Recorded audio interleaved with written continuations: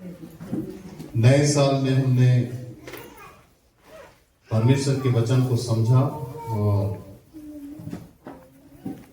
यीशु मसीह ने कहा कि जो कोई मेरी बातें सुनकर उसे मानता है वह उस बुद्धिमान मनुष्य के समान है जिसने अपना घर चट्टान पर बनाया है। तो हमने ये देखा कि वचन को मानने से बुद्धि आती है, वचन को मानने से बुद्धि मिलती है, क्योंकि उसने क्या कहा, जो कोई मेरी बातें सुनकर उसे मानता है। तो जब आप और मैं परमेश्वर के वचन को मानेंगे तो बुद्धिमान बनेंगे। याद रखिए, जो विश्वासी परमेश्वर के वचन को नहीं मानेगा वो बुद्धिमान नहीं, निर्बुद्धि होगा। जो वचन को मानेगा, क्योंकि यीशु मसीह ने क्या कहा, जो कोई मेरा वचन सुनकर, तो सुनना है और उसको मानना है। केवल सुनने वाले नहीं, ऐसा लिखा है बाइबल में, वचन को केवल सुनने वाले नहीं परंतु उस पर चलने वाले बने। लिखा है कि नहीं बाइबल में, बताओ। तो वचन को केवल सुनने वाले नहीं, वचन पर चलने वाले बने। बोलिए हालेलुया। तो वचन तो सब सुनते हैं, बहुत सारे लोग, बहुत सारे प्रचारक हैं, परमेश्वर बहुत सारे इवेंजलिस्ट हैं, परमेश्वर का काम अलग अलग जगहों में जाकर करते हैं। चौराहे पर परमेश्वर के संदेश को सुनाते हैं लाउड स्पीकर लेकर। बहुत सारे लोग परमेश्वर के बीज को फेंक रहे हैं, डाल रहे हैं।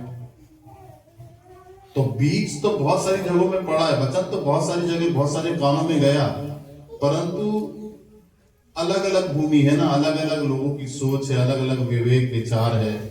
कोई वचन को कैसे ग्रहण करता है, कैसे सुनता है, कैसे लेता है, कैसे वचन को समझता है, ये डिपेंड करता है व्यक्ति के ऊपर। इसलिए यीशु मसीह ने वचन का अलग अलग दृष्टांत बताया कि एक बीज बोने वाला बीज बोले निकला, कुछ बीज रोड के किनारे गिरे तो पक्षियों ने उसे चुग लिया, कुछ पथरीली भूमि पर गिरे तो जड़ न पकड़ने के कारण वे सूख गए, कुछ बीज झाड़ियों में गिरे। हाँ, तो ये सब एक व्यक्ति का चरित्र है, व्यक्ति के विषय में यीशु ने बताया कि ये लोग ऐसे हैं। कुछ लोग ऐसी जगहों पर रहते हैं, पथरीली भूमि पर, जहां पर संगति नहीं है, तो वो पनप नहीं पाए, तो विश्वास ही बना रह गया उन पर, वो बढ़ नहीं पाए। कुछ लोग ऐसे हैं कि वचन को सुनते हैं तो शैतान उनके मनों से वचन को ले जाता है निकाल के, पक्षी के समान ना, पक्षी चुग लेता है बीज को। फिर कुछ ऐसे लोग हैं जिनके मनों में ढेरों चिंताएं हैं नाना प्रकार की, तो वचन तो जाता तो है उनके मनों के अंदर, परंतु वो चिंताओं के कारण वचन दब जाता है। निराशा, वेदना, दर्द, तकलीफ, वो चिंताएं उनको पहले दिखती है, परेशानी उनको पहले दिखती है, वचन बाद में दिखता है। तो वचन को वो समझ नहीं पाते। तो ये तीन कैरेक्टर, जो अलग अलग चार कैरेक्टर प्रभु ने बताया, लोगों के विषय में बोला कि ऐसे लोग हैं। फिर एक कैरेक्टर ऐसा है कि बाइबल में लिखा कि कुछ बीज अच्छी भूमि पर गिरे, कुछ बीज अच्छे लोगों के मन में गए, अच्छे लोगों पर पड़े। कुछ बीज अच्छे लोगों पर पड़े तो वो कोई 60 गुना, कोई 70 गुना, कोई 100 गुना फल लाया, ऐसे यीशु कहता है। तो वचन के द्वारा ही हमारे जीवन में आशीष हैं, परमेश्वर के द्वारा ही हमारे जीवन में आशीष हैं। और अगर परमेश्वर यदि हमारे जीवन में नहीं है तो हम आशीषित नहीं हैं। इसलिए मैंने बताया कि यीशु मसीह कहता है कि बुद्धिमान मनुष्य वही है जो मेरे वचन को सुनता है और सुनने के बाद उसको मानता है, वो बुद्धिमान है। सुनने वाला बुद्धिमान नहीं, मानने वाला बुद्धिमान है। तो वचन को मानना है, अपन को सुनना है, उस वचन पर चलना है। तो यीशु मसीह कहता है कि वह उस बुद्धिमान मनुष्य के समान है जिसने अपने घर को चट्टान पर बनाया है, जिसने अपने आत्मिक जीवन को मजबूत कर लिया है। चट्टान का मतलब मजबूत, वचन से मजबूत। याद रखो, हमारा जीवन परमेश्वर के वचन से मजबूत होता है। जितना ज्यादा अधिकाई से परमेश्वर के वचन को हम अपने अंदर बसने देंगे, उतना ज्यादा मजबूती आती जाएगी, क्योंकि वचन अंदर से हमें मजबूत करता है, वचन हमारी सहायता करता है, वचन हमें सिखाता है, वचन हमें गाइड करता है परमेश्वर का। बोलिए हालेलुया। इसीलिए वचन नए साल में परमेश्वर ने दिया कि हम वचन को माने और ये साल प्रभु को दे कि प्रभु ये साल तेरा है, ये साल मैं अपनी इच्छा से नहीं जीऊंगा, तेरे वचन पर चलूंगा, तेरे वचन को मानूंगा। तब तो आप फल ला सकते हैं, तब तो आप आशीषित हो सकते हैं, तब आप एक अच्छी भूमि बन सकते हैं।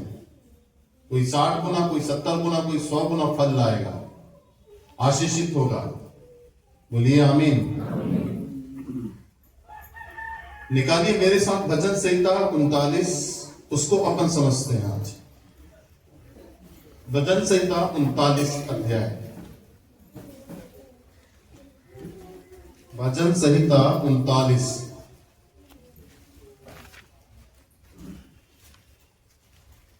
ठीक है, अच्छे से समझना इसको।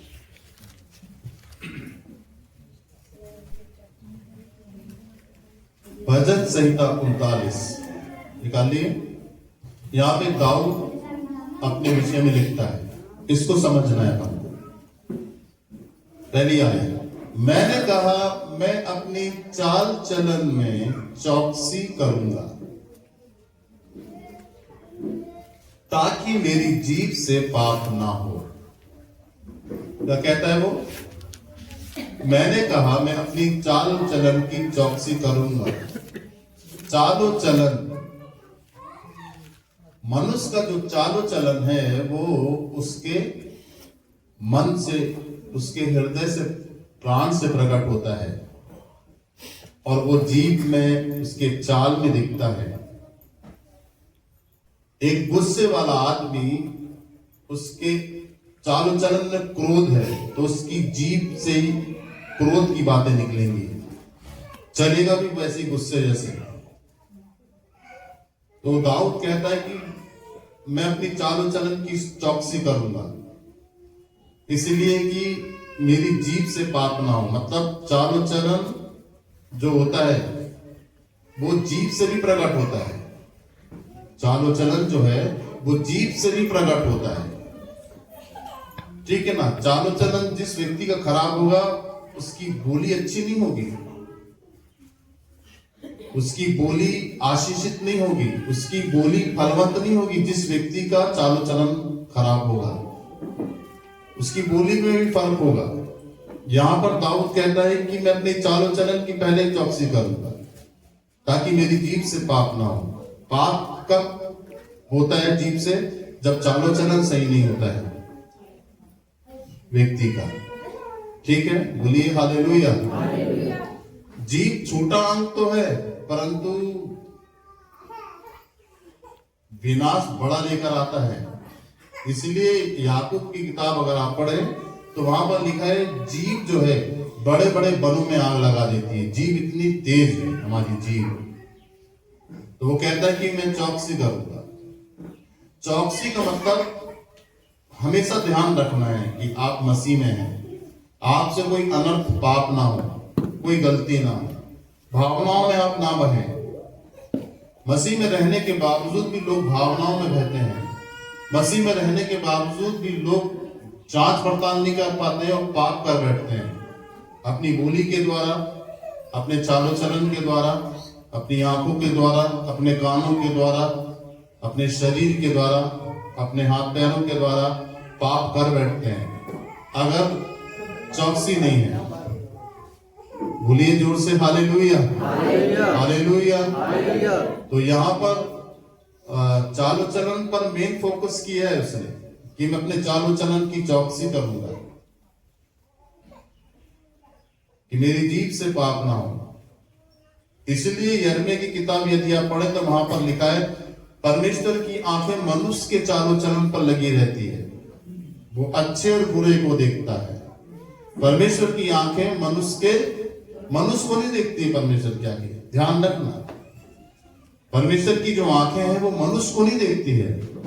बाइबल में ऐसे लिखा है वह मनुष्य के चालो चलन को देखता है। परमेश्वर की आंखें मनुष्य के चालो चलन को देखता है, मनुष्य को नहीं कि ये कैसी चाल चलते हैं। इसलिए पौलुस कहता है कि तुम मसीह में कैसी चाल चलते हो, कैसी चाल चलते हो, निर्बुद्धि के समान नहीं, बुद्धिमानों के समान चलो, पौलुस कहता है। तो यहां पर जिस तरीके से दाऊद कहता है कि मैं चौकसी करूंगा क्योंकि मेरी जीभ से पाप ना हो जब दुष्ट मेरे सामने हो। दुष्ट जो लोग हैं, जो प्रभु को नहीं मानते ना जानते, उनके सामने आपकी जीभ से कोई ऐसी अनर्थ बात ना निकल जाए जिससे परमेश्वर की निंदा हो, परमेश्वर की बुराई हो, या कुछ ऐसी बात ना बोल दें आप जिससे आप उसका जवाब नहीं दे पाए। जब ऐसे दुष्ट प्रवृत्ति के लोग आपके सामने, आपके मोहल्ले में हो, आपके घराने में हो, आपके फ्रेंड सर्कल में लोग हों जो नहीं मानते हैं परमेश्वर के वचन को, तो आप ऐसी बात आपके मुंह से ना निकल जाए जिससे परमेश्वर की निंदा हो। आप गाली देने वाले थे, फिर क्या होता है देखिए, अच्छा चर्च जाती है ना तो ये गाली सीखती है वहां जाके, पास्टर यही सिखाता होगा तुम्हें। जैसे हम बच्चे को मारते, बच्चा गलती करता है, तेरी टीचर से कंप्लेन करेंगे, टीचर यही सिखाती है ना तुमको, ये गाली दो, बदतमीजी करो, माँ बाप से बोलते हैं कि नहीं। तो यही रुक आता है विश्वासियों के ऊपर। इसी बात से दाऊद डरता है कि मैं कोई गलती ना कर दूं जिससे परमेश्वर की निंदा हो, परमेश्वर का नाम नीचे हो। तो दो चीज का ध्यान रखना पड़ता है आत्मिक जीवन में। सबसे पहले आत्मिक जीवन में मनुष्य को अपने चाल चलन का ध्यान रखना पड़ता है, और दूसरा अपनी जीभ का। ये मुख्य है। तो मनुष्य के सामने जितनी बात करनी है उतनी करो, ज्यादा बड़ बड़ बड़ बड़ बड़ बड़ बड़ बड़ नहीं जमता। लिमिट रखो, धीमी बात करो, कम बात करो, सुनो ज्यादा, समझो ज्यादा, ये बुद्धिमानी है। जहां पर आपने बोलना ज्यादा शुरू किया वहां पर आप बुद्धिमान नहीं होंगे, निर्बुद्धि कहलाएंगे। तो बोलता ज्यादा है, बोलती ज्यादा है, चुप नहीं रहती, बोलती बहुत है। तो बोलना कम, सुनना ज्यादा, समझना ज्यादा। कहीं भी बात करो तो कम बात करो, लिमिट बात करो, कट टू कट बात करो, नफी तुली बात करो। बातों को बढ़ाओ नहीं, बातों को लंबी मत करो, पॉइंट टू पॉइंट। बोलिए जोर से हालेलुया। समझते जाना, नए साल में परमेश्वर अद्भुत अद्भुत रीति से प्रकाशन दे रहा है सिखाने समझाने के लिए। ये आपको सीख जाना है। रविवार को, वीरवार को आपको सुनना समझ जाना है, वचन को सीखते जाना है और अपने आप में सुधार लाते जाना है। बोलो आमीन। इसलिए वो कहता है कि जब दुष्ट मेरे सामने रहेगा तब मैं लगाम लगाए रहूंगा, अपने मुंह को बंद करे रहूंगा। जैसे घोड़े पे लगाम लगाते हैं ना अपन, ऐसे ही बोलता है मैं मुंह पे लगाम लगाऊंगा, अपने मुंह पे। इसीलिए लिखा है, कहावत है ना कि एक चुप 100 को हराती है। और वचन भी कहता है चुप रहने और शांत रहने में तुम्हारी वीरता है। वचन क्या कहता है? चुप रहने और शांत रहने में तुम्हारी वीरता है। तो चुप रहना है, शांत रहना है। यीशु मसीह भी, बहुत सारे लोगों ने यीशु मसीह से पूछा क्या तू यहूदियों का राजा है? यीशु मसीह कहता है तुमने खुद कहा। हेरोदेस परेशान हो गया, पिलातुस परेशान हो गया, पूछते पूछते वो जवाब ही नहीं दिया। क्यों नहीं जवाब दिया उसने लोगों के सामने? देखो पढ़ो ना आप बाइबल। यीशु मसीह को जब गसमी बाग से पकड़ के ले गए तो उसने कट टू कट बात की। क्यों? तो इसलिए मुझे पकड़ने आए, इतने दिन तक तो तुम्हारे साथ था, तब तुमने मुझे नहीं पकड़ा। जय मोहन बात, इतने दिन तक रहा मैं। आप समझ गया, मैं अंधकार का साम्राज्य पूरी दुनिया में छा गया है। लेके गए, पिलातुस के सामने पेश किए।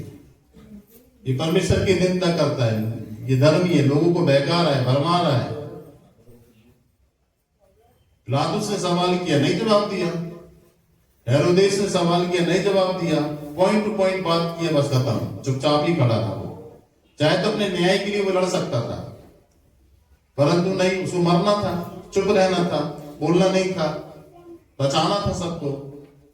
इसलिए वो चुप था। तो बोलते ही नहीं है, ये तो कुछ जवाब ही नहीं दे रहा है। तो पिलातुस कहता है कि अब इस पे दंड देने की कोई ऐसी चीज देखता नहीं हूं मैं कि इस पे दंड दूं, इसको छोड़ दिया जाए।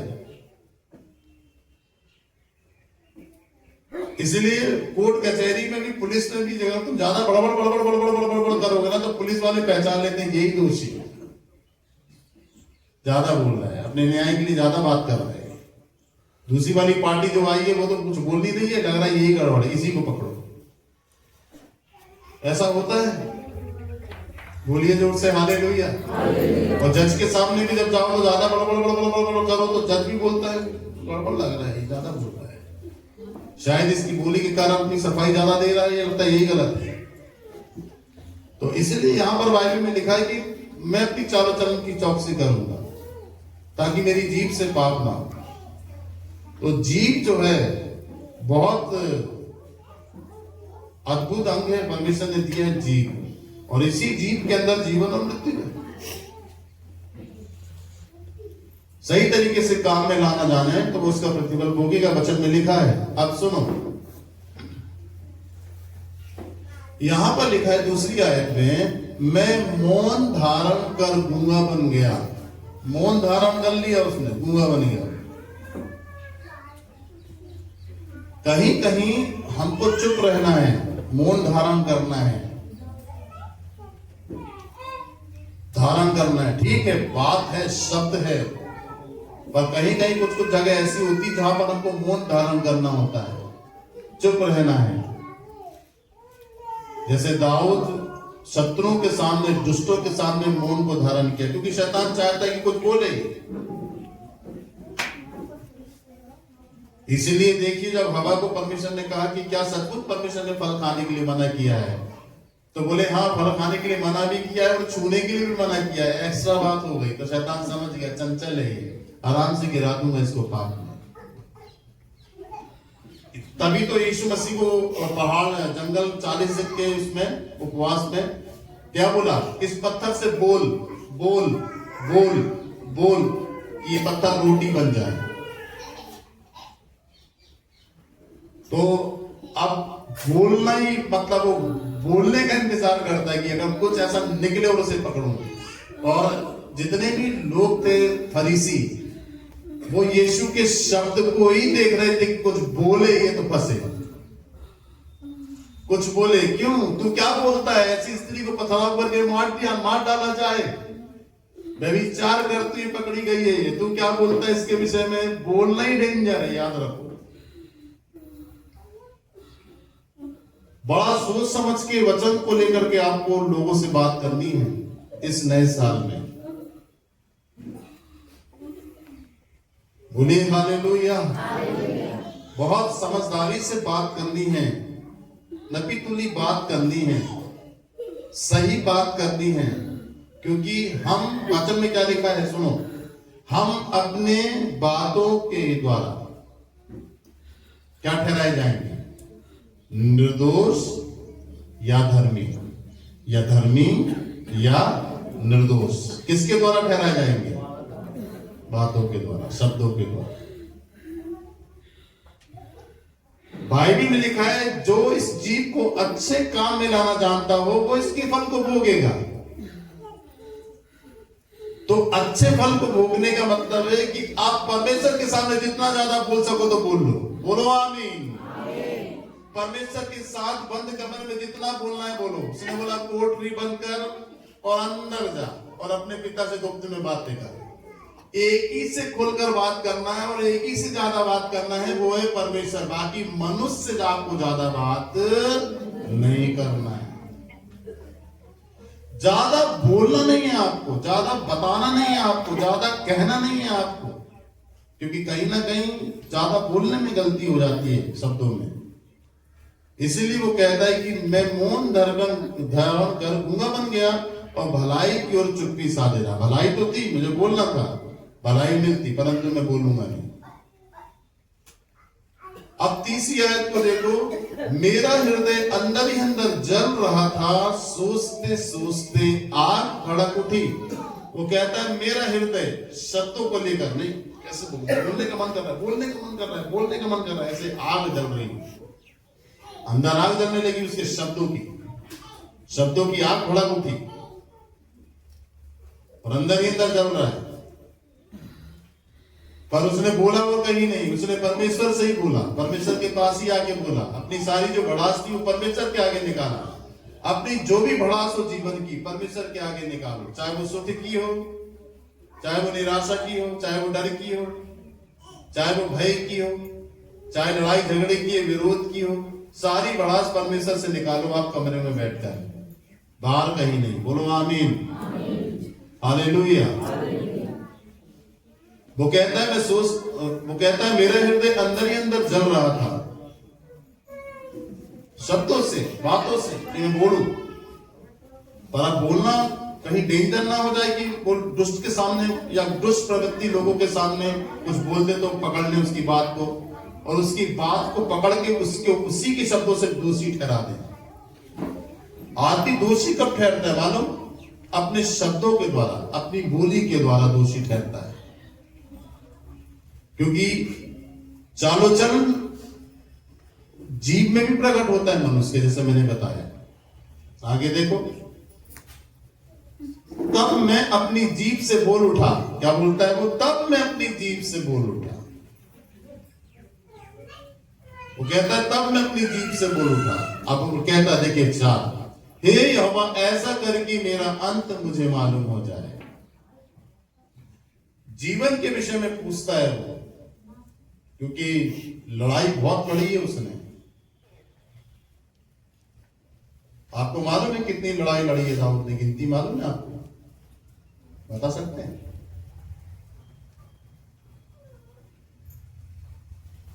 बहुत लड़ाइयां लड़ी हैं उसने, और बहुत लड़ाइयों में विजय पाया है। बहुत आमना सामना बुरे अच्छे लोगों से हुआ है उसका। थक गया है, बस एक ही चीज को मांग रहा है परमेश्वर से कि ऐसा कर कि मेरा अंत मुझे मालूम हो जाए। जीवन की सच्चाई को जान गया हो। जीवन मनुष्य का परमेश्वर से हटके सुकून कहीं नहीं है। वो कहता है कि ऐसा कर कि मेरा अंत मुझे मालूम हो जाए, यह भी कि मेरी आयु कितने दिन की है मुझे बता। कि ऐसा कर कि मेरा अंत मुझे मालूम हो, और ऐसा मेरी आयु कितने दिन की है यह भी मुझे पता चल जाए। अंत पूछ रहा है परमेश्वर से, मतलब अपने जीवन के विषय में पूछ रहा है। वो तारीख पूछ रहा है, दिन पूछ रहा है कितने हैं, मुझे मेरा अंत मालूम हो, मतलब कब समाप्त होगी समस्याएं, और मेरे जीवन कब समाप्त होगा, कब मैं छूटूंगा, कब हटूंगा, कब बचूंगा। एक तो ये, दूसरा एक बुद्धिमानी से ये भी प्रार्थना कर रहा है कि वो अपने जीवन के दिन पूछ रहा है परमेश्वर से कि कितने हैं, कि मुझे मालूम चल जाए कि मेरे पास 1 साल है, तो 1 साल के अंदर कुछ कर सके वो परमेश्वर के लिए। बोलिए हालेलुया, हालेलुया। मुझे मालूम हो जाए, मेरे जीवन की विषय में मालूम हो जाए, मेरा अंत कब है, कब तक मुझे जीना है, ये पता चल जाए कि कब मैं जीऊंगा, कब तक जीऊंगा, कब मरूंगा। क्योंकि वो जान गया था, दुनिया को देख लिया था, कुछ भी नहीं है परमेश्वर के अलावा। एक अच्छा नाम, यश जिसको कहते हैं यश, एक अच्छी ख्याति, एक अच्छी प्रतिष्ठा मनुष्य की, रुपया, धन और दौलत, ये बिना परमेश्वर के सब कुछ व्यर्थ है। आप एक अच्छी ख्याति ले लेंगे, एक अच्छा यश प्राप्त कर लेंगे, आप एक अच्छी प्रतिष्ठा प्राप्त कर लेंगे, सुनना ध्यान से, आप अच्छा धन प्राप्त कर लेंगे, आप एक अच्छी प्रॉपर्टी प्राप्त कर लेंगे, आप समृद्ध होंगे, परंतु बिना परमेश्वर के ये सब कुछ व्यर्थ है, सब कुछ व्यर्थ है। परमेश्वर यदि नहीं है तो ये ख्याति, यश, सब कुछ व्यर्थ है। क्या लिखा है बाइबल में? निकालना नहीं, भजन संहिता 145 यदि आप पढ़े, निकालो नहीं, वहां पर लिखा है मनुष्य का छुटकारा व्यर्थ है, हम परमेश्वर के द्वारा वीरता दिखाएंगे, वही मेरे शत्रुओं को रौंदेगा। एक वचन तो ये मनुष्य का छुटकारा, चाहे वो धन से करे, किसी चीज से करे या खुद का करे, व्यर्थ है। आगे देखो, वचन में लिखा है मनुष्य जब मरता है तो उसकी सारी कल्पनाएं जो होती हैं वो नष्ट हो जाती हैं, उसकी सारी योजनाएं जो बनाया उसने, कल्पनाएं नष्ट हो जाती हैं। उसका नामो निशान मिट जाता है।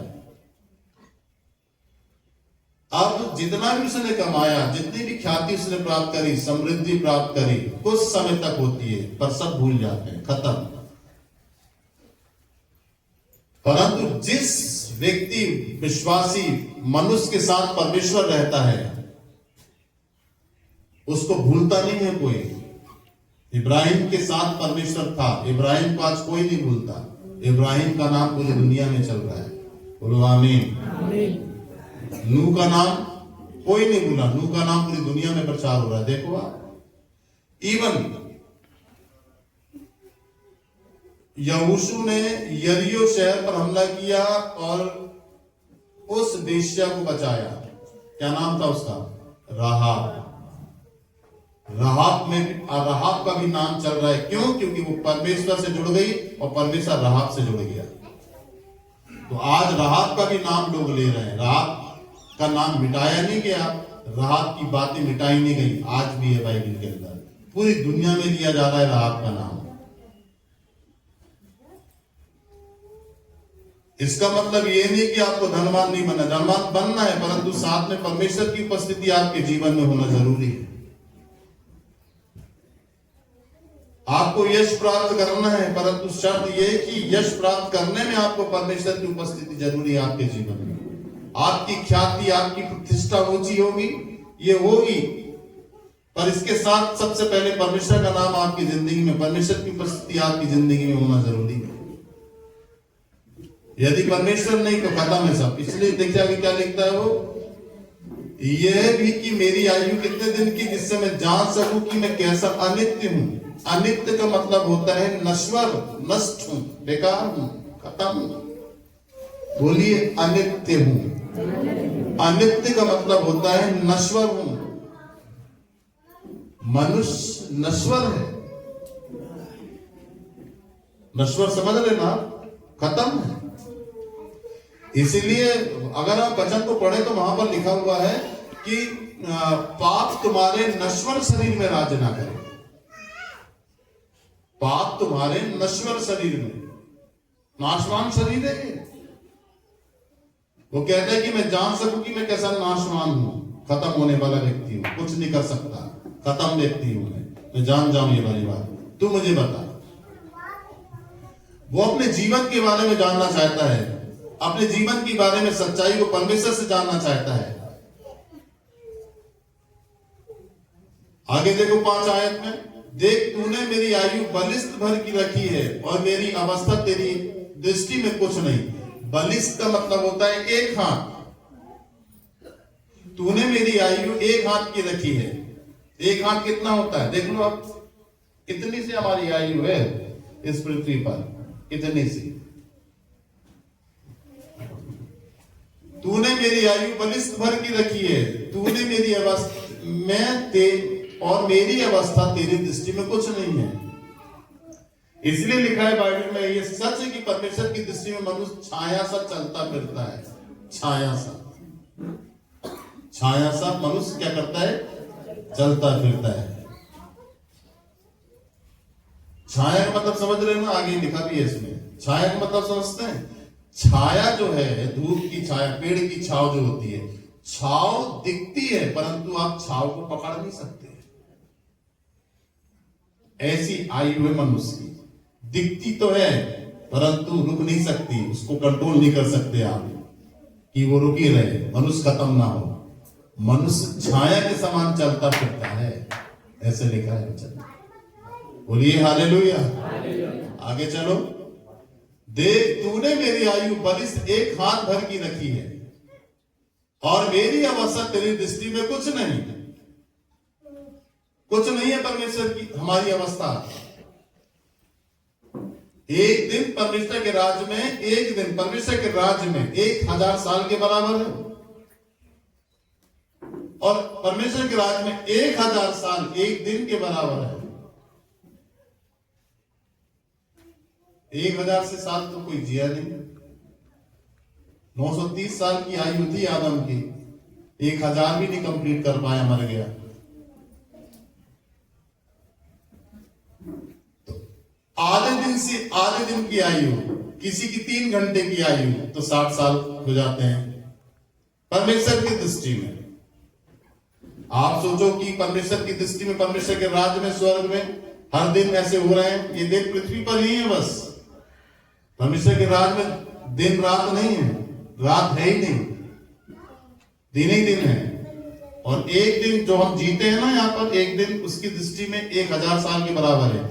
एक दिन तब दूसरा दिन लगेगा जब 1000 दिन पूरे बीत जाएंगे, तब एक दिन होगा। ऐसा है उसके राज्य में।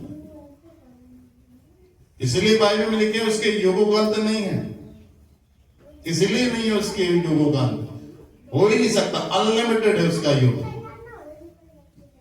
इसीलिए बाइबल में लिखा हुआ है कि यीशु मसीह युगानुयुग जीवता परमेश्वर है, कभी मरने वाला नहीं। उसके राज्य में मृत्यु नहीं, दिन घटने वाला नहीं, सूर्य अस्त होने वाला नहीं, चंद्रमा निकलने वाला नहीं, रात होने वाली नहीं।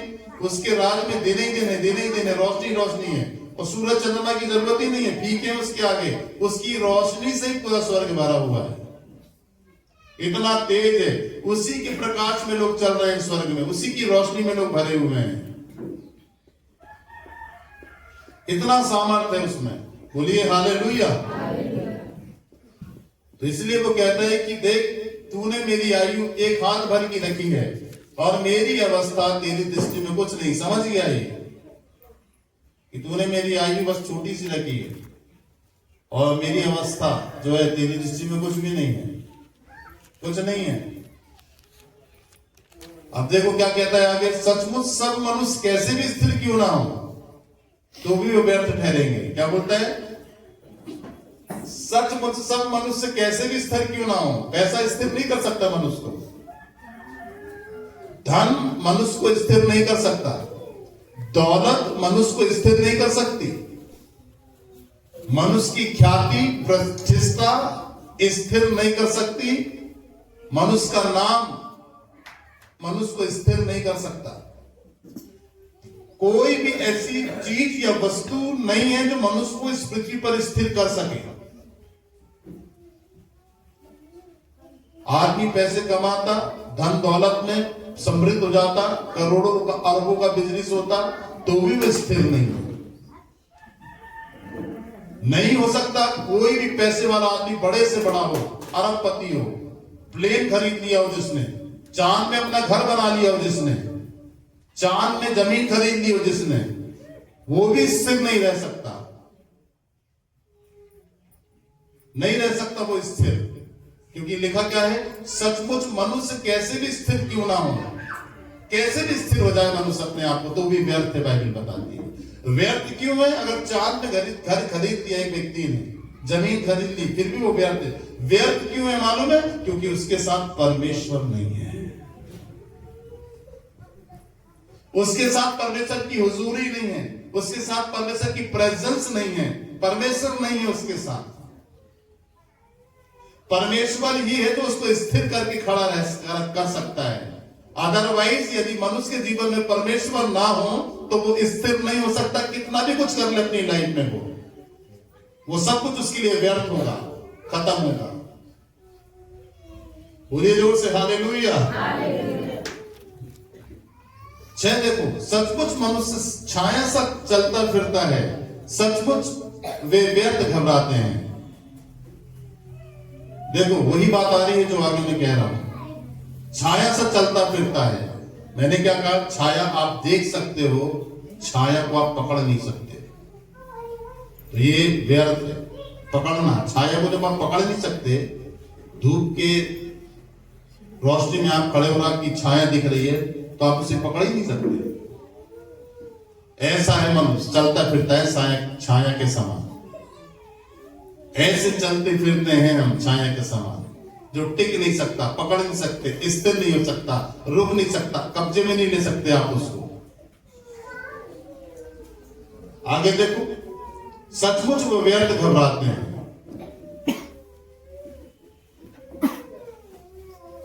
आगे देखो, वे धन का संचय तो करता है परंतु नहीं जानता किसे कौन लेगा। नहीं मालूम, क्या मालूम। आज मैं बहुत सारा बिजनेस या बहुत बड़ा काम करोड़ों का मैं करता हूं, क्या मालूम है कल कुछ हो जाए रात में मेरे साथ। क्या करोगे? बहुत सारे लोगों को देखा कि उनकी मानसिकता ये थी कि वो जिएंगे, चलाएंगे बड़ी बड़ी कोठियों को, काम करेंगे, परंतु सब कुछ धरा रह गया ऐसे ही के ऐसे। उनका अपना लोहा जहां पड़ा है वहां पड़ के जंग लग गया, नहीं यूज कर पाए। उनकी तिजोरियां जहां दीवारों में बनी है वो बनी रह गई, नहीं ले जा पाए। उन्हें खुद नहीं मालूम, उन्हें लगता है कि हम खा जाएंगे, नहीं खा पाएगा। आदमी कितना खा लेगा? साल भर का भी हिसाब किताब यदि खाने का जोड़ लो तो कितना खा लेगा? कमाए अरबों रुपए का थोड़ी ना खा लेगा साल भर में। आज नहीं कल नहीं परसों डायबिटीज होनी है, blood pressure high, blood pressure normal high होना है, खून गाढ़ा होना है, बॉडी काम करना बंद करेगी, धीरे धीरे मांस हड्डियों से सटता जाएगा, धीरे धीरे आंखों में मोतियाबिंद होगा, धीरे धीरे आंखें कमजोर होती चली जाएंगी। फिर क्या करेगा? डॉक्टर बोलेगा नहीं खाना, परहेज करो, ये खाओ, वो खाओ, फल खाओ, जो कभी नहीं खाया वो डॉक्टर खिलाता है। मैंने एक लेडीज का स्टेटमेंट सुना, बहुत पैसे वाली थी, बहुत समृद्ध थी भारत के अंदर, नाम नहीं लूंगा। वो ये कहती है कि मेरे कवर्ट के अंदर लाखों लाखों रुपए की साड़ियां, सूट हैं, परंतु एंड टाइम मैंने ऐसा देखा कि जब मैं हॉस्पिटल गई तो आखिरकार मुझे वही हॉस्पिटल के नीले नीले कपड़े पहनने पड़े जो अपनी जिंदगी में कभी मैंने सोचा नहीं था। इसलिए धन संचय तो की उसने, परंतु उसको खुद नहीं मालूम से कौन खाएगा। सब कुछ अरबों रुपए कमाए, नाम था उसका भारत के अंदर, परंतु सब ऐसे ही रह गया। एक व्यक्ति खत्म हुआ, 100 एकड़ का लैंड छोड़कर गया भारत के अंदर, जिसमें बाग बगीचे उगाता था, फल दिखाता था फेसबुक यूट्यूब पे। 100 करोड़ का पूरा अपना क्या बोलते हैं उसको, लैंड पूरा छोड़कर गया, स्टेडियम अपना, सब कुछ उसी में, पूरा एक नई दुनिया बसा ले 100 एकड़ जमीन में। वो मर गया, वो कुछ नहीं ले जा पाया। आखिरकार आना उसको वही कफन और वही लकड़ी की बांस में आना पड़ा आखिरी में। इसीलिए यहां पर दाऊद पिक्चर लाता है सामने कि वह धन तो संचय तो करता है, परंतु नहीं जानता कि इसे कौन खा लेगा। आप साथ देखो, अब हे प्रभु मैं किस बात की बाट जाऊं कि मेरी आशा तेरी ओर लगी रहे। अब मैं किसकी बाट जाऊं? हे प्रभु किसकी बाट, अब मैं किस बात की बाट जाऊं?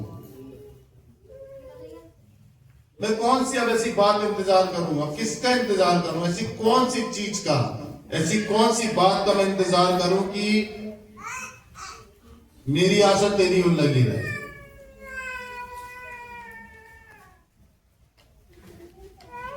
अब हे प्रभु मैं किस बात की बाट जाऊं? कोई बात ऐसी नहीं है, कोई चीज ऐसी नहीं है परमेश्वर के अलावा मेरे और आपके जीवन में। बोलिए आमीन। अब वो कहता है मेरी आशा तो तेरी ओर ही लगी है। अब हटा लिया उसने, धन पर आशा नहीं रख सकता आदमी, बताया उसने। ख्याति, नाम, समृद्धि, संपन्नता पर आशा नहीं रख सकता उसने बताया। रुपया, मकान, दौलत पर आशा नहीं रख सकता उसने साफ बताया। अब बोलता किसकी बाट जाऊं? कोई ऐसी चीज तो नजर नहीं आ रही है कि मेरे को ऐसा लग रहा है कि मैं इसकी बाट जाऊं, इसका इंतजार करूं, उसका इंतजार करूं। उसके अपने विषय में खुद नहीं मालूम है, तभी तो वो बोल रहा है कि मेरे को बता दे मेरे जीवन के बारे में। जब वो अपने ऊपर ही नहीं आशा रख पा रहा है, विश्वास कर पा रहा है, तभी तो कहता है, आगे लिखता है कि मेरी आशा तो तेरी ओर ही लगी है। आखिरी में मनुष्य को यही आना है। क्यों नहीं इससे पहले ही हम अपनी आशा को परमेश्वर की ओर लगाएं, सारी बातों से हटकर। बोलिए जोर से हालेलुया, हालेलुया, जोर से बोलो हालेलुया। एक बोलता है मेरी आशा तो तेरी ओर लगी है, तू मेरी आशा है। सही में यीशु आशा है। वचन में लिखा है उस पर विश्वास करने वाले, उस पर आशा रखने वाले लज्जित नहीं होते। जिन्होंने यीशु मसीह को दृष्टि की, उन्होंने ज्योति पाई, उनका मुंह कभी काला नहीं हुआ, कभी नहीं छोड़ा उसने। वो कहता है तुम्हारा मन व्याकुल ना हो, तुम घबराओ मत, मैं तुम्हें अनाथ नहीं छोड़ूंगा, मैं तुम्हारे साथ हूं, अभी मैं फिर आता हूं तुम्हें लेने के लिए। ये वही लोगों के लिए बोल रहा है, आप मेरे लिए बोल रहा है कि हम उसके आने की बाट जो रहे हैं। इसीलिए अपना मन, अपना विवेक, अपना विचार, अपनी सोच, अपनी आंखें, अपने कान, अपनी जीभ को इन सब की चौकसी करना है हमें कि हमारा पूरा ध्यान परमेश्वर पर केंद्रित है कि नहीं है। 7, 8 मुझे मेरे सब अपराधों के बंधन से छुड़ा ले, मूढ़ मेरी निंदा ना करने पाए।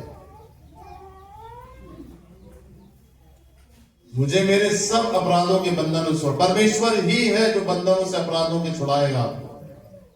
परमेश्वर ही है जो जादू टोने के बंधनों से छुड़ाएगा आपको। यीशु मसीह है जो आपको दुष्ट आत्माओं से छुड़ाएगा और कोई नहीं। कोई भी जुगाड़ लगा लें आप, कोई भी शॉर्टकट रास्ता अपना लें आप ठीक होने के लिए, चंगे होने के लिए, आशीषित होने के लिए, परमेश्वर के साथ अगर आप नहीं हैं तो आपके बंधन बने रहेंगे, दुष्ट आत्माएं परेशान करेंगी, आप दिक्कत में रहेंगे अगर परमेश्वर नहीं है। अब वो परमेश्वर से विनती करता है कि मेरे बंधन को खोल दे, उसी से खुलेंगे सारे बंधन।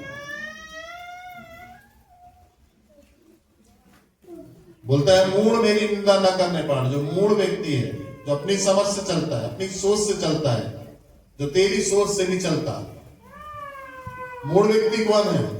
अपनी बुद्धि से चलने वाला। मूढ़ कौन है? अपनी समझ से चलने वाला। मूढ़ कौन है? अपने विचारों से चलने वाला। ये जो मूढ़ व्यक्ति है, जो अपनी समझ से चलता है, अपनी सोच से चलता है, ये घमंडी व्यक्ति होते हैं ऐसे, जो अपनी बुद्धि से चलते हैं, अपनी सोच से चलते हैं, परमेश्वर के वचन से नहीं चलते, परमेश्वर की सोच से नहीं चलते। मूढ़ व्यक्ति घमंडी। घमंडी व्यक्ति से बात करोगे तो अपनी बात रखेगा, आपकी नहीं सुनेगा वो। मूढ़ व्यक्ति होते हैं ये, और ऐसे व्यक्ति के द्वारा परमेश्वर की निंदा होती है। इसलिए इसको ध्यान रखना है। और दुष्ट प्रवृत्ति के लोग ऐसे ही होते हैं। बोलिए जोर से हालेलुया। इसलिए बहुत सतर्क रहना है आपको, और अपनी जीभ और अपने चाल चलन की चौकसी करना है आपको। बोलिए आमीन। वो कहता है मुझे मेरे सब अपराधों के बंधनों से छुड़ा ले, मूढ़ मेरी निंदा ना करने पाए। घमंडी निंदा करता है, याद रखो, विश्वासी व्यक्ति की। घमंडी जो होता है ना, वो निंदा करता है, जो घमंड से भरा हुआ है ना, वो विश्वासियों की, यीशु मसीह मानने वाले लोगों की निंदा करता है। परमेश्वर की भी वो निंदा करता है, विश्वासी की भी निंदा करता है। इसलिए वो कहता है कि मैं गूंगा बन गया और मुंह ना खोला, क्योंकि ये सब काम तूने ही किया। बुद्धि देता है परमेश्वर चुप रहने की बहुत सारी जगह, और परमेश्वर से बुद्धि और समझ मांगना है कि कहां मुझे चुप रहना है और कहां बोलना है। परमेश्वर ये जो मुंह को बंद करके रखता है, इसलिए मैंने बताया कि यीशु मसीह के मुंह बंद थे सब जगह। हेरोदेस पूछ के, पिलातुस पूछ के परेशान कि तुम कुछ मुंह से तो निकले। तभी तो पिलातुस कहता है कि मैं इसके ऊपर दंड देने का कोई भी ऐसा इल्जाम नहीं देखता हूं, इसलिए मैं इसे छोड़ देता हूं, कोड़े लगवा। पर लोग नहीं माने, बोले नहीं नहीं नहीं, है इसके ऊपर दंड, है इसके ऊपर, है इसके ऊपर। इसने परमेश्वर की निंदा की, अपने आप को परमेश्वर कहता है। ये भरमार है सब लोगों को, इसने भरमा दिया है सब लोगों को। तो अब सत्ता बचानी है उसको, क्या करे? क्योंकि अगर वो लोगों की बात सुनता है, पब्लिक को कुछ नहीं करेगा नेता, तो सीट तो जाएगी उसकी। नेता यदि पब्लिक को खुश नहीं करेगा, पब्लिक की बोली नहीं बोलेगा, तो वो सीट जाएगी। पब्लिक है, लोग हैं जो उसको खड़ा करने वाले हैं। पब्लिक यदि हो गई, नेपाल में देखो क्या हुआ, वहां की सरकार नेपाल की कुछ कर पाई? जब लोग इकट्ठा हो गए, नहीं कर पाई, भाग गए घर छोड़ छोड़ के सब। पूरी दुनिया ने हंगामा, आग लगा दिया पूरे नेपाल में। सिलेंडर गैस के फेंक के कब्रों के अंदर डाल दिए, बम तो थे नहीं उनके पास, तो सिलेंडर ही खोल खोल के डाल तो सिलेंडर फट गए बम जैसे, ऐसे उड़ाया बिल्डिंगों को। बोलिए जोर से हालेलुया। तो वो क्या करें? अब बोले नहीं नहीं नहीं, तो फिर क्या चाहते हो तुम? बोले हमें बरअब्बा को दे। बरअब्बा को? बोले हाँ, और इसको ले जा बरअब्बा के बदले में, क्योंकि उनकी रीति थी कि अगर एक भी अपराधी वहां पर सजा के लिए नियुक्त किया जाएगा तो उसके लिए दूसरा अपराधी छोड़ा जाएगा।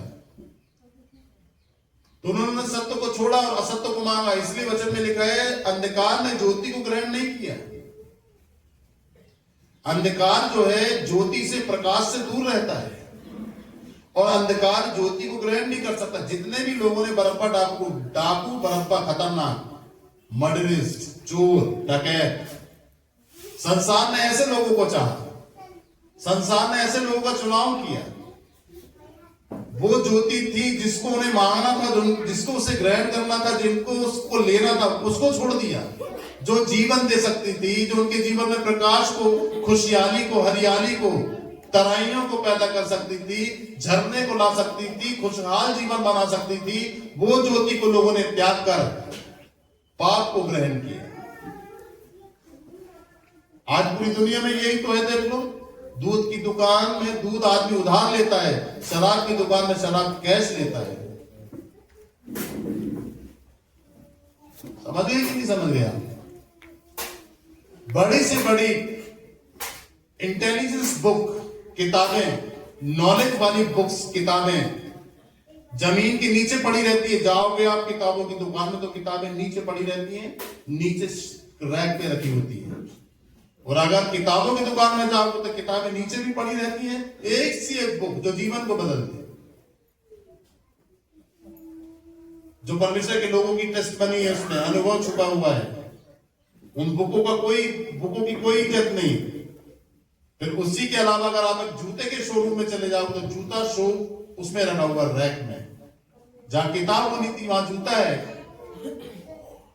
और जो जहां जूता होना चाहिए था वहां किताब है। तो ये चुनाव वहीं से आया है। ये चुनाव हमने आपने नहीं किया, ये वहीं से आया। उन्होंने बरअब्बा को मांगा। हमें पाप चाहिए, हमें मृत्यु चाहिए, इसलिए उसने पुराने नियम से डिक्लेयर किया कि तुम चुनो, तुम्हें क्या चाहिए आज, एक दोनों में से एक चीज को चुनो। फिर भी वो उनको एक नकल दे देता है। बोला मैं ये चाहता हूं कि तुम जीवन को चुन लो, तुम्हारा निर्णय गलत ना हो जाए। मैंने तुम्हें इशारा दे दिया। इशारा लेने के बावजूद भी, नकल लेने के बाद भी परमेश्वर की हेल्प मिली। परमेश्वर कहता है इससे पहले कि मैं बोलूं चलो चुनो, जीवन और मृत्यु को चुनो, तो वो जीव मृत्यु को चुनते, क्योंकि ह्यूमैनिटी, उनका सोच, उनका विवेक। उत्पत्ति की किताब में क्या लिखा है? परमेश्वर मैंने मनुष्य को बनाकर पछताया। मनुष्य जो भी करता है, जो भी सोचता है, सब बुरा ही होता है। इसलिए फेथ हट गया उसका, वो डिपेंड नहीं है। इसलिए यीशु मसीह भी अपने आप को चेलों के हाथों में नहीं छोड़ा।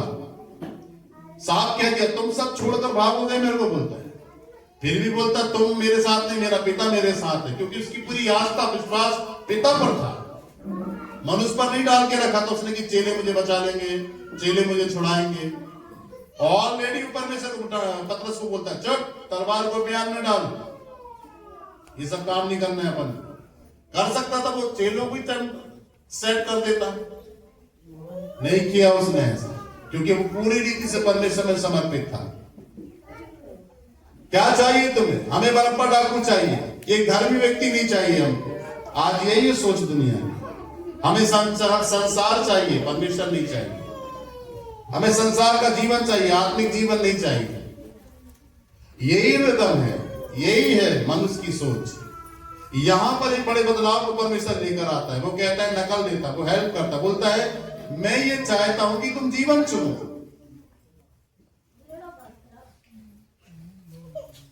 उसने इशारा दे दिया, मनुष्य की बुद्धि खुली नहीं।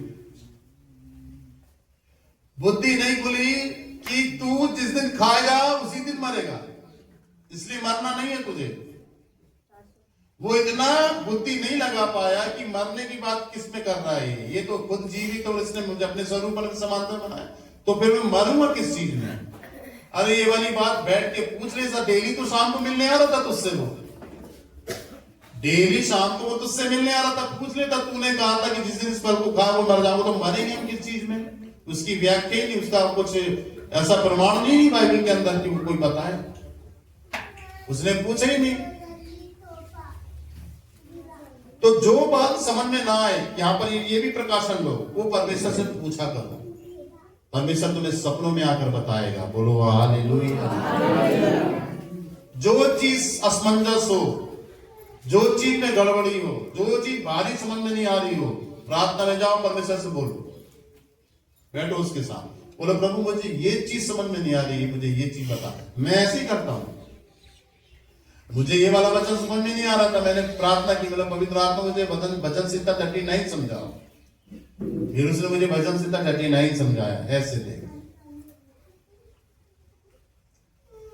तो बात वचन की नहीं है, कोई भी संसार में भी चल रहे हो, कोई चीज समझ में नहीं आ रही संसार की वस्तु, परिवार को चलाने में भी, परिवार के रख रखाव में भी, बच्चों को पढ़ाने लिखाने में भी, भविष्य को लेकर भी कोई निर्णय नहीं ले पा रहे आप, भविष्य में क्या बनना है, बीच मजार में आप फंसे हुए हैं, क्या करेंगे आप, ऊंचे उठेंगे, क्या करेंगे, इंजीनियर बनेंगे, क्या करेंगे, पायलट बनेंगे, नहीं समझ में आ रहा है, परमेश्वर से पूछो।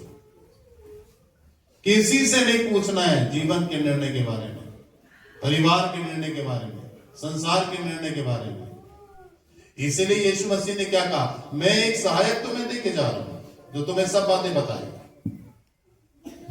तब जब आप उससे पूछोगे। ऐसी आके ढोल नहीं बजाने लगा, डग डग डग डग डग डग, ले सुन सुन सुन। जब तक आप पूछोगे नहीं, वो दिया तो उसने शायद, तब तक वो बताएगा नहीं। तो पहली पहल कहां से होगी? पूछने से होगी। दूसरी पहल परमेश्वर की होगी, बताने की। यीशु ने कहा मैं तुम्हें एक सहायक देके जा रहा हूं, सब बातें तुम्हें बताएगा, सिखाएगा। तो बताएगा कब? जब आप पूछोगे। सिखाएगा कब? जब आप सीखोगे। जब आप पूछोगे नहीं तो बताएगा कैसे? जब आप सीखोगे नहीं तो सिखाएगा क्यों जबरदस्ती? बच्चा क्लास में पढ़ने ही नहीं मांग रहा तो टीचर जबरदस्ती मारेगी थोड़ी ना उसको कि केस लाद ले अपने ऊपर, पुलिस ले जाए थाने में, जेल बंद कर दे। बच्चा पढ़ना ही नहीं मांग रहा है, सीखने ही नहीं मांग रहा, तो पेरेंट्स को बोला बच्चा पढ़ना नहीं मांग रहा है, टीसी देंगे हम अगले महीने इसको। यही रास्ता होता है मनुष्य के जीवन में। जब आप नहीं सीखना मांग रहे, नहीं मन लगा रहे, नहीं प्रार्थना कर रहे, तो फिर कैसे बात बने? और वो कैसी भी बात को तुम्हारे आगे रखे, तुम्हें समझाए। जोर से बोलो हालेलुया, बोलो हालेलुया। तो इसलिए बात पूछने के लिए, बात कोई भी बात करने के लिए बात इससे पूछनी पड़ेगी, करनी पड़ेगी, तब वो बताएगा। और सीखने के लिए आपको सीखने का मन रखेगा तो वो सिखाएगा। वो तो तैयार है, बैठा हुआ है, इसी काम के लिए आया है कि आपको सिखाए, आपको समझाए, आपको अपने तरीके से वो लेके चले। आप हैंड ओवर करो उसको, अपने आप को देखो।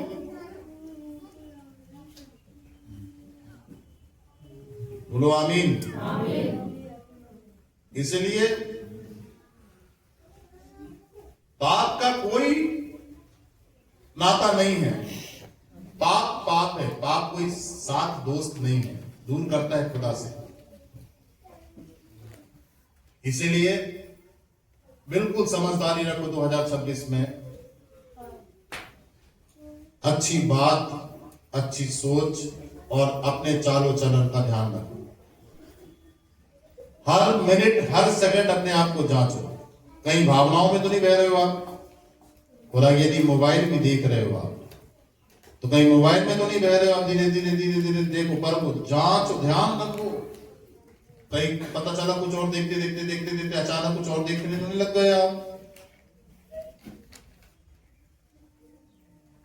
सीधे भावनाओं में अटैक करता है वो, सीधे दिमाग पे अटैक करता है वो, धीरे से घुमा देता है दिमाग को। तो आदमी फिर चलते चलते चलते भटक जाता है। इसलिए लिखा है लंगड़ा कहीं भटक ना जाए। ऑलरेडी लंगड़ा है, और अगर लंगड़ा भटक गया तो फिर कहीं और दूसरे लंबे रास्ते चला गया तो फिर उसका लौटना बड़ा दिक्कत होगा। फिर वैसे ही जितना टाइम लगा उससे और ज्यादा टाइम आने में लगेगा उसको, क्योंकि ऑलरेडी वो लंगड़ा है और चल चल के पूरी एनर्जी खत्म कर देगा गलत रास्ते पर। अब वो गलत रास्ते से सही रास्ता कोई उसे बता दे, फिर वो वहां से लौटे, तो वो लौटने में, जाने में तो टाइम लगा नहीं उसको, परंतु आने में बहुत टाइम लग जाएगा। इसलिए पौलुस कहता है लंगड़ा कहीं भटक ना जाए। बोलिए हालेलुया। समझ रखनी है इस 2026 में परमेश्वर की बड़ी आशीषें तो हैं और होंगी। क्लियर करेगा खुदा इस साल। ये साल आशीषों का साल है, बड़ी बड़ी आशीषों को पाने का साल है। और उससे मांगना, उसके साथ चलना, सब कुछ देगा वो आपको। ये साल परमेश्वर का साल है, ठीक है। ये साल आपका साल नहीं है। 25 रहा हो आपका साल, 24 रहा हो आपका साल, 22 रहा हो आपका साल, 23 रहा हो आपका साल। खूब एंजॉय करा आपने 25 में, 23 में, 24 में। अब जितने भी साल बचे हैं वो सब परमेश्वर के साल को होने दो। अपने साल मत बनाओ उसे, उसको परमेश्वर के साल होने दो। प्रभु 13 साल है, मैं 25 में जी लिया ना, मैं चल लिया। क्योंकि क्या होगा यदि ये साल परमेश्वर का नहीं बनाएगा मेरी रीति से, तो ऐसे ही साल निकलता चला जाएगा जैसे 25 निकला। कभी भी हम परमेश्वर के साथ इकट्ठा एक साथ बैठ नहीं पाएंगे। हम बोलेंगे कल बैठेंगे, हम बोलेंगे परसों, नहीं बैठ पाएंगे। ये भी साल ऐसे ही निकल जाएगा। बचेगा क्या आपके पास? फिर कम समय में कितना आप तरक्की कर पाओगे अपने जीवन में? नहीं, बहुत टाइम कम है हमारे पास। आत्मिक जीवन की उन्नति लाने में ज्यादा काम है। एक विश्वासी को परिपक्व होने में टाइम लगता है, हमको परिपक्व होने में टाइम लगेगा और सीखने में। क्योंकि माइंड है ना, धीरे धीरे ग्रोथ करेगा, एकदम से नहीं, धीरे धीरे परमेश्वर बढ़ाता है। बाइबल में लिखा है, सुनना ध्यान से, अंश अंश अंश करके परमेश्वर बदलता है, एक बार में नहीं। बोलो हालेलुया, बोलो हालेलुया। कितने सारे चिन्ह तो दिए हैं, उससे समझो ना। अगर एक चोट लग गई तो एकदम से दवाई लगाने पर ठीक हो गई, नहीं हो सकता ना ऐसा। पहले चोट में दवाई जाएगी, इन्फेक्शन को मारेगी, इसके बाद खून को रोकेगी, फिर उसके बाद धीरे धीरे धीरे धीरे उसको सुखाएगी। लग जाएगा हफ्ता भर। परमेश्वर काम करेगा आपके जीवन में। पहले दुष्ट आत्माओं को जो अटैक कर रही है आपको मारेगा, वो तब मारेगा जब आप उसके साथ ईमानदारी से रहोगे। तब वो आपसे आपका युद्ध लड़ेगा उन चीजों से जो आपको घाव दे रही हैं, जो आपको चोट दे रही हैं, जो आपको काट रही हैं, जो आपको पीट रही हैं, जो आपको फाड़ रही हैं। उन जम्स को, वो जम्स जो हैं वो दुष्ट आत्माएं हैं। जो काट रही हैं, फाड़ रही हैं, वे दुष्ट आत्माएं हैं। दोनों तरफ दुष्ट आत्माएं, बाहर भी दुष्ट आत्मा अटैक कर रही है, जख्म के अंदर भी जम्स हैं, वो भी दुष्ट आत्मा है। अंदर से भी अटैक हो रहा है, बाहर से भी अटैक हो रहा है। आदमी अपने जख्म को ठीक करे तो कैसे करेगा? उसको परमेश्वर की जरूरत है। परमेश्वर क्या करता है? अंदर के जम्स को खत्म करता है, बाहर के शत्रुओं को मारेगा आपके। इसलिए क्लियर किया है, युद्ध यहोवा का रहता है मनुष्य के जीवन में। आपका युद्ध आपका नहीं है। जो दुष्ट आत्माएं आपको परेशान कर रही हैं, वो इसलिए परेशान नहीं कर रही हैं, उसको कोई और लालच नहीं है। दुष्ट आत्मा को, दुष्ट आत्मा को आपसे इसी बात की चिड़ है कि आप कहीं परमेश्वर के ना हो जाओ। आपकी यारी और आपकी दोस्ती परमेश्वर के साथ ना सेट हो जाए। दुष्ट आत्मा इसलिए मनुष्य को परेशान करती हैं, क्योंकि ये तो मेरा है, मैं कैसे परमेश्वर को दे दूं? इसी बात का खेल है। आप मत जाओ परमेश्वर के पास, शैतान परेशानी नहीं करेगा। बोले मेरा है, मेरे पास है। समझो बात। इसीलिए आप जब हटे, आप जब परमेश्वर की निकटता में आए, शैतान और तामझाम मचाएगा कि आपको हटाए, दूर करे। इसको भी समझो। तो दोनों का युद्ध, परमेश्वर का युद्ध हो जाता है। जब आप, जो लड़ाई आपकी है, जब आप परमेश्वर के हो जाते हैं, वो लड़ाई परमेश्वर की हो जाती है। जब पूरी रीति से आप समर्पित कर देते हैं, वो कहता है कि अब मैं किस बात की बाट जाऊं, मेरी आशा तो तेरे ही ओर लगी है। इसका मतलब क्या है बताओ, बताओगे आप? वो कहता है, क्या कहता है? अब मैं किस बात की बाट जाऊं, मेरी आशा तो तेरी ओर लगी है। इसका मतलब क्या है? इसका मतलब है वो पूरी रीति से हैंड ओवर कर दिया परमेश्वर को। इसको कहते हैं समर्पण। जब तक इस दशा में नहीं आता है